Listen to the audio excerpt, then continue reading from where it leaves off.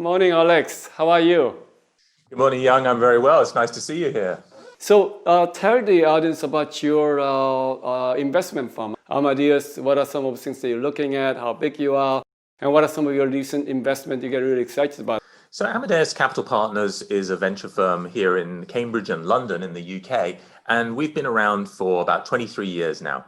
We've made more than 165 investments in technology companies all over the world, and we focus on deep technology. So, technology with a lot of science at the sort of cutting edge of innovation. The early stage team, which I help to manage here at Amadeus, particularly focuses on the first couple of financing rounds, so-called seed and Series A financings, which startups need to get themselves established. We start to see in the history of Amadeus, our firm, a number of different, what we would now call unicorns, so billion-dollar plus exits from investments we've made, including CSR, Forescout, a network security business, and also more recently businesses like Improbable and Graphcore, which have also achieved this kind of valuation. Very exciting. Some of the topics that I want to discuss is really around the key mega trend in core technology. As you know, 2020 is supposedly a great year, but it turned out to be a pandemic year. But when I was coming into 2020, I was thinking that there are 4 C's that are influencing our lives. And first C was consumer, and how the consumer behavior and experience is really changing the way we're buying things, experiencing product, the way we communicate. And then the second C was really around what I call cybersecurity. As the more and more people are connected in cloud, what does that mean in terms of their data, privacy, security? And then the third one is about really cloud.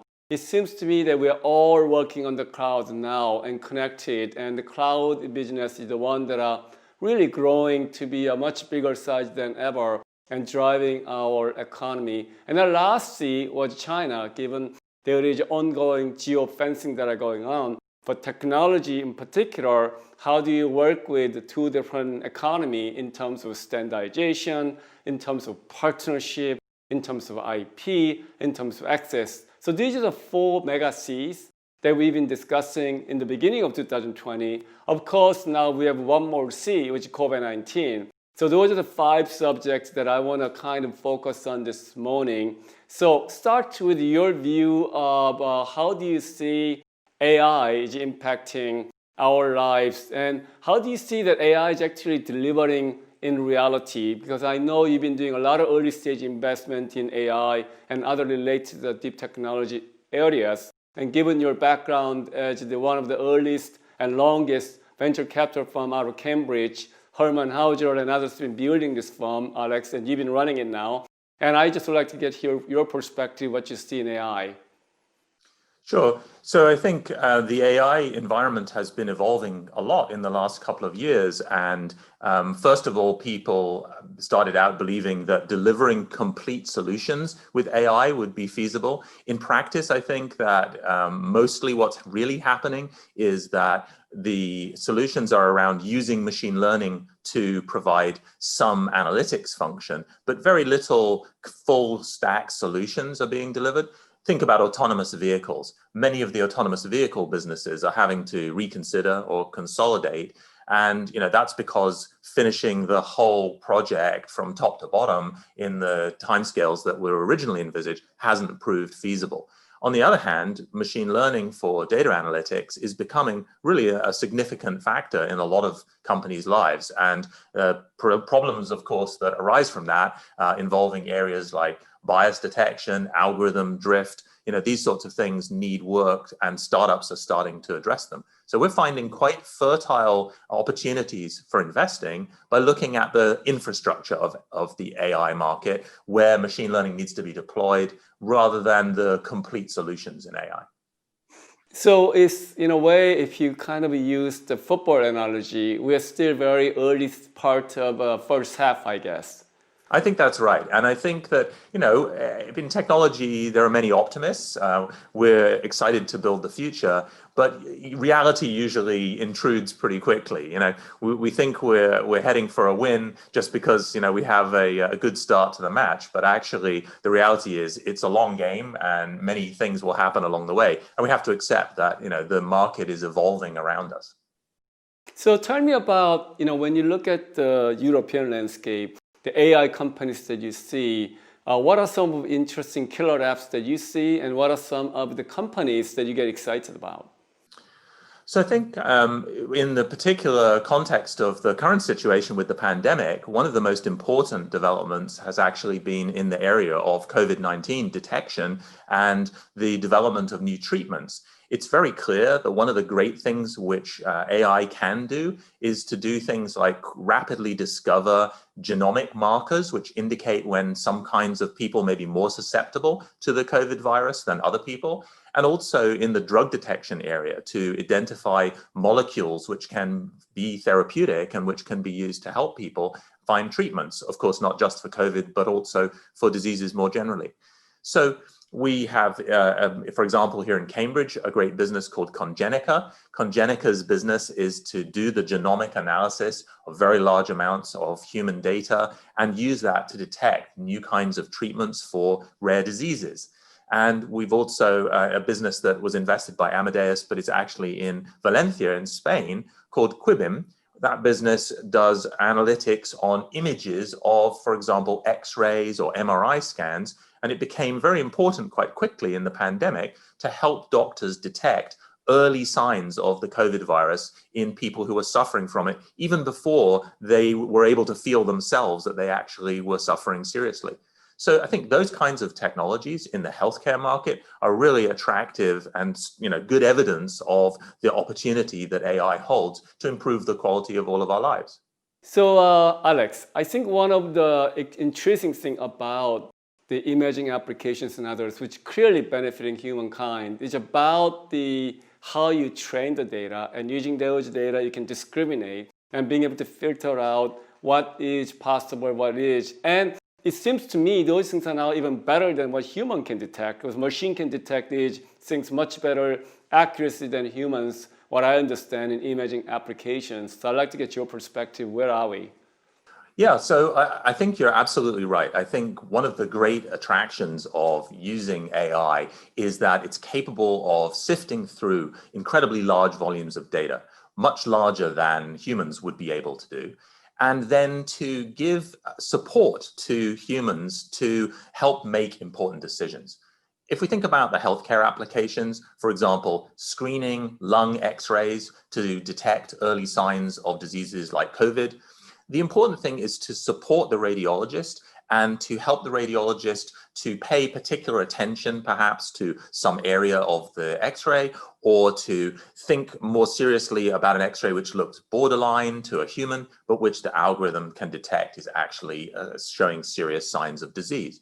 So in this way, the AI is supportive of the expertise of the human, and at the same time, it's able to do much more analysis than the human could feasibly do in a short period of time. The thing that we also should think about is who gets all the data, right? Even the bigger company, the bigger you are, the more data you can have, and therefore you can have a better model, and then therefore it actually has an advantage for platform players. So do you see a breakthrough behind just data-driven learning to other ways to make it more efficient? So I think the important thing to be aware of is that new machine learning algorithms are emerging, which actually work on significantly smaller amounts of data. At the moment, the history has largely been that more data is better and greater accuracy comes from greater amounts of data. And of course, first of all, that potentially deprives some users of the opportunity because they don't have access to the data.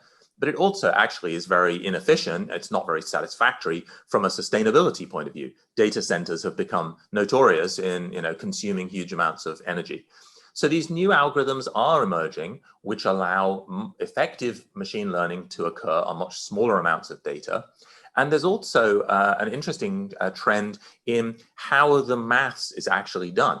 the idea of binarized neural networks, so actually using neural networks where only one bit of information is being processed instead of much wider 16 or 32-bit numbers, which have been the tradition, this can increase the efficiency of these algorithms.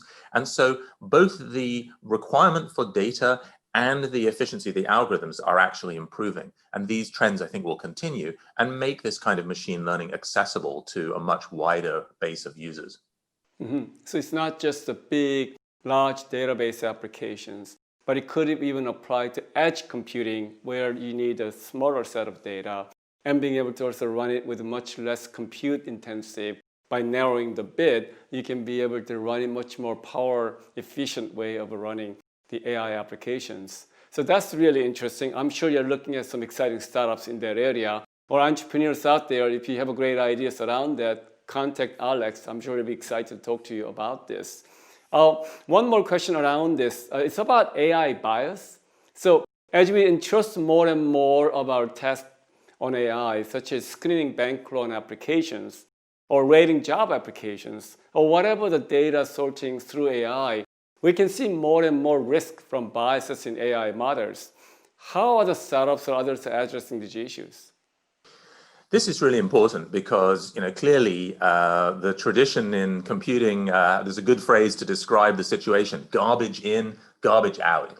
If the data which you're feeding machine learning algorithms doesn't accurately represent all of the people that you're going to need to ultimately study when you're making inferences from the data, then the machine learning algorithm is going to deliver the wrong answer. So it's really important, first of all, to curate the data which is being provided in the first place. The second critical thing is to have techniques available to detect when bias or drift in those algorithms. So that means the algorithm is becoming less accurate over time. Then if either of those things are happening, we need to know. There are a number of startups which are offering this kind of analytic capability to monitor the quality of the work carried out by the algorithm.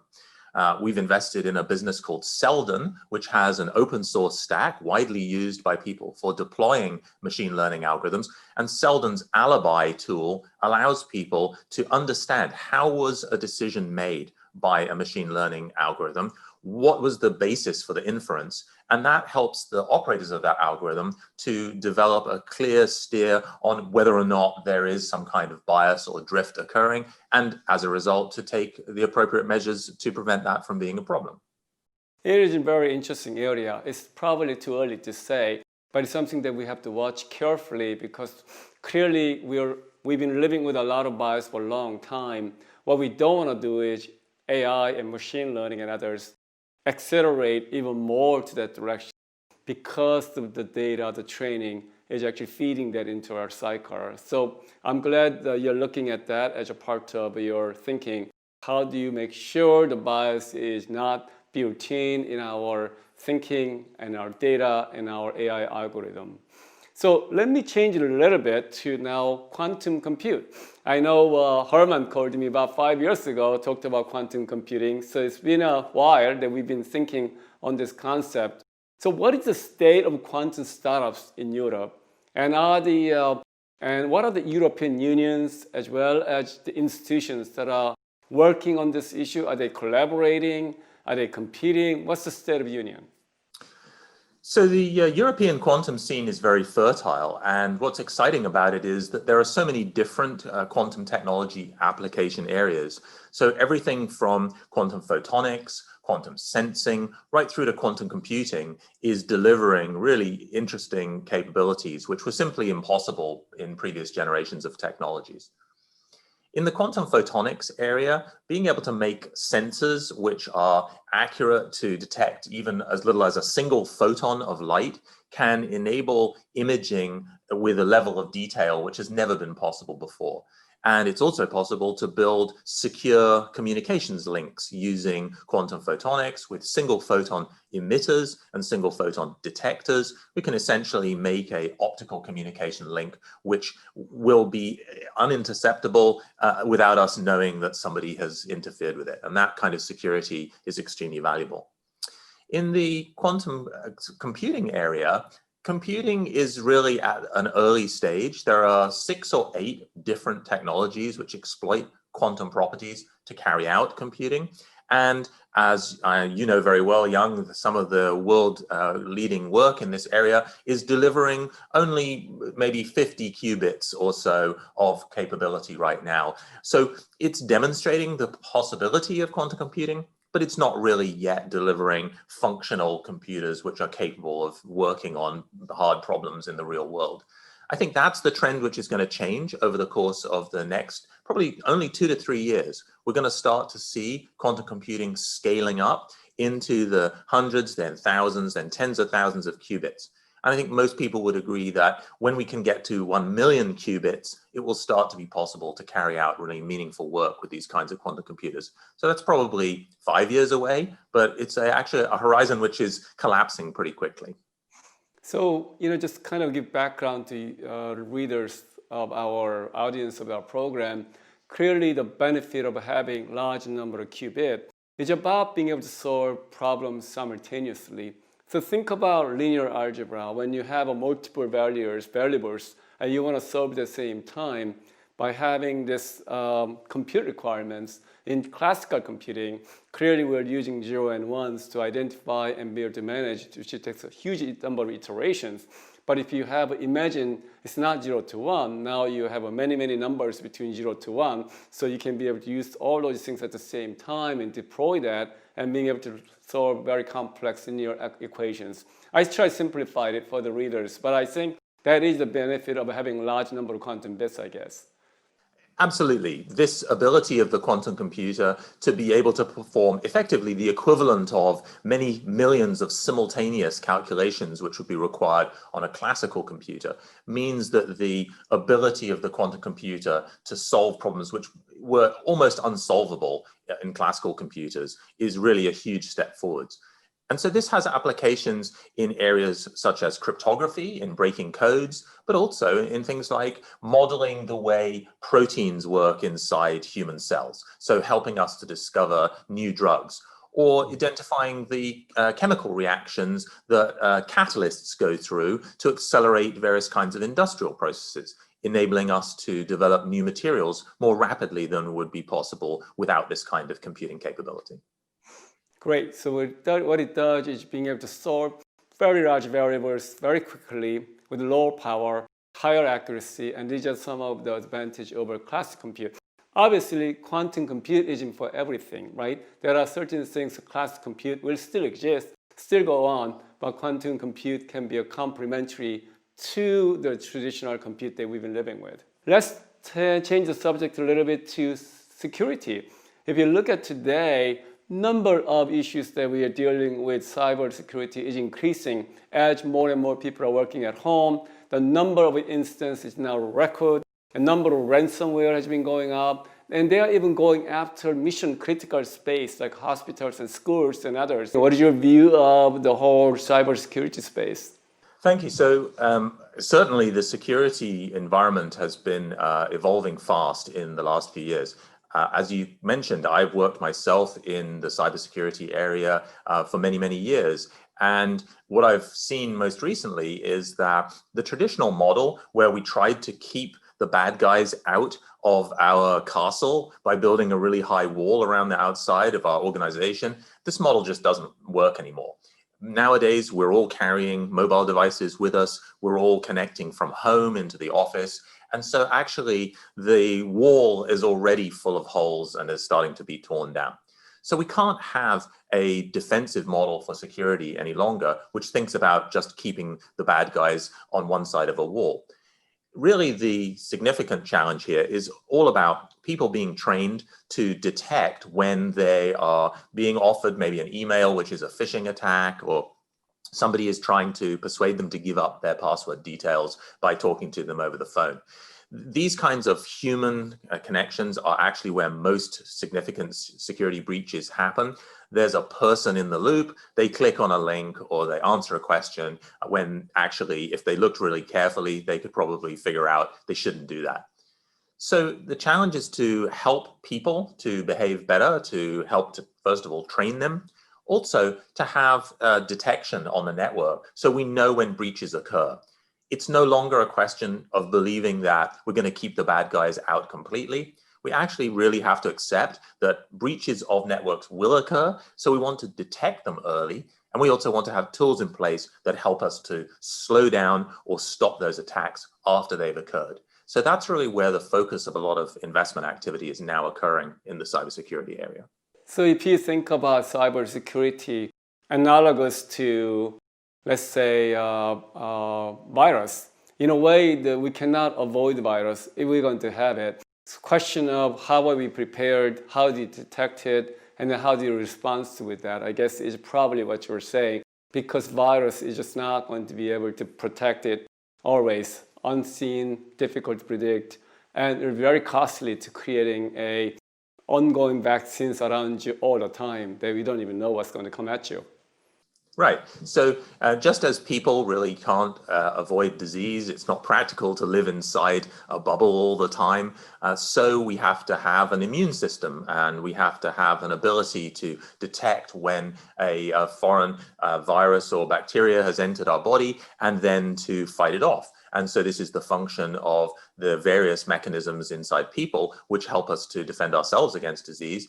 And so as a metaphor, as a way to think about cybersecurity, it's quite helpful to think about the enterprise security in the same way, to have both systems which detect when an infection occurs and also to have systems which fight it off. But we do have to accept that we are going to sometimes get sick, and so it's necessary to plan for that. And so some of the other implications of that are things like taking good care of the critical information inside your organization, so you actually keep it off the network in places which are better defended when it has really high importance, and you don't allow duplicate copies of sensitive personal information about people, for instance, or corporate intellectual property to be lying around on the network and able to potentially be picked up if a breach does occur. That kind of good hygiene is actually just common sense in making sure your enterprise is less vulnerable.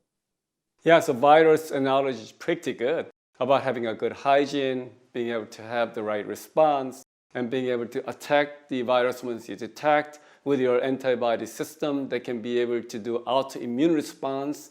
All those things actually does have a lot of analogous to our human body.